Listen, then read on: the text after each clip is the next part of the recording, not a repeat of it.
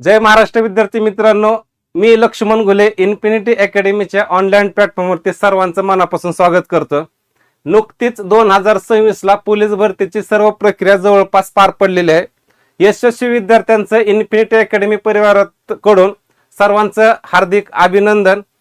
पण हा व्हिडिओ याच्यासाठी आहे जे विद्यार्थी या प्रोसेस मधनं बाहेर पडलेत, 1-2 मार्काने त्यांचा फायनल रिझल्ट गेलेला आहे, त्या विद्यार्थ्यांसाठी सगळ्यात मोठी बातमी आहे बघा। आगामी पोलीस भरती येणार आहे हे जवळपास निश्चित आहे। कधी येणार आहे हे माहित नाही। बरेच ऑनलाईन प्लॅटफॉर्मच्या माध्यमातून असं सांगत आहेत की लवकर येणार आहे, लवकर येणार आहे।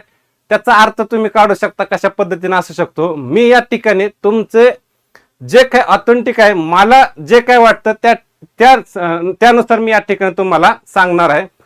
पोलीस भरती येणार आहे 100% आहे, कधी येणार हे माहित नाही। त्याच्यामुळे विद्यार्थी मित्रांनो, तुमचा रिझल्ट जर जवळून गेलेला असेल किंवा काही विद्यार्थी या प्रोसेस मध्ये नवीन येत असतील, त्या विद्यार्थ्यांसाठी हा व्हिडिओ आहे। 100% शेवटपर्यंत व्हिडिओ बघा। थंबनेल तुम्हाला दिसत असेल पोलीस भरती मोठी बातमी, ठीक आहे। मोठी बातमी वगैरे हे थंबनेल मध्ये ऍड करावंच लागतं। ओके, सर्व विभागांतर्गत रिक्त जागांची माहिती मागवली, रिक्त जागांचा अहवाल त्वरित द्या असा शासनाचा आदेश आहे। आगामी भरती लवकर येण्याचे संकेत म्हणतोय, परंतु या ठिकाणी मी स्पष्टपणे सांगेन की या प्रोसेसला कमीत कमी 8 ते 9 महिने लागतील। त्या पद्धतीने कशा पद्धतीने तुम्हाला अभ्यास करायचा आहे, वेळेचं नियोजन कसं करायचं आहे या संदर्भात मी बोलणार आहे। पहिल्यांदा एक परिपत्रक बघूयात आपण। SRPF गट क्रमांक 7 म्हणजे दौंड, त्यांचं परिपत्रक आहे आणि हे परिपत्रक 30 एप्रिल 2026 ला आलेलं होतं। याचा संदर्भ आहे की बाबा जे काही आपलं आयुक्तालय आहे मुंबईचं, त्यांनी सांगितलं होतं की रिक्त पदांच्या जागेचा अहवाल त्या डिपार्टमेंटने गोळा करायचा आहे आणि आमच्याकडे सुपूर्द करायचा आहे, असं एक त्यांचा संदर्भ जोडलेला आहे। आणि विषय इथं पाहू शकता, पोलीस शिपाई ते सहाय्यक पोलीस उपनिरीक्षक पर्यंतच्या, म्हणजेच पोलीस कॉन्स्टेबल ते PSI च्या खालचं जे पद असतं सहाय्यक पोलीस उपनिरीक्षक, त्यापर्यंतच्या पदांची मंजूर, हजर व रिक्त पदांची माहिती सादर करणे बाबत हे असे एक परिपत्रक आलेलं होतं 30 एप्रिलला। आणि इतर तुम्ही पाहू शकता आवक क्रमांक आहे जो की प्रत्येक परिपत्रकावरती तुम्हाला पाहावयास मिळतो। याच्यातून मला हे सांगायचंय की जे काही रिक्त पद असतील त्या डिपार्टमेंटचे, त्याचा अहवाल, त्याची माहिती गोळा करण्याचं काम तो डिपार्टमेंट करत आहे, तो विभाग करत आहे। या ठिकाणी आपल्याला काय करायचं आहे की आपला अभ्यास जो आहे त्याच्यामध्ये सातत्य ठेवायचं आहे।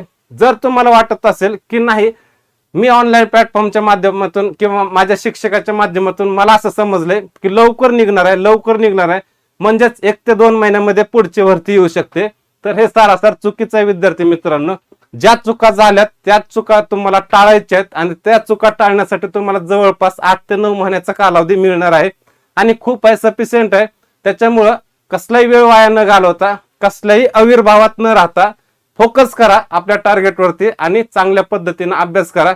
तुम्ही ज्याही ठिकाणी असाल त्या ठिकाणी एखादी चांगली अकॅडमी बघा, त्या अकॅडमीमध्ये तुम्ही जाऊन डेली सराव, क्लास आणि परत अभ्यासिकेमध्ये अभ्यास करू शकता आणि आपलं जे काय 2026च्या भरतीतून बाहेर पडलो त्या भरतीतून परत येणाऱ्या आगामी भरतीमध्ये आपलं कशा पद्धतीने नाव येऊ शकतं याच्यासाठी प्रयत्न करा।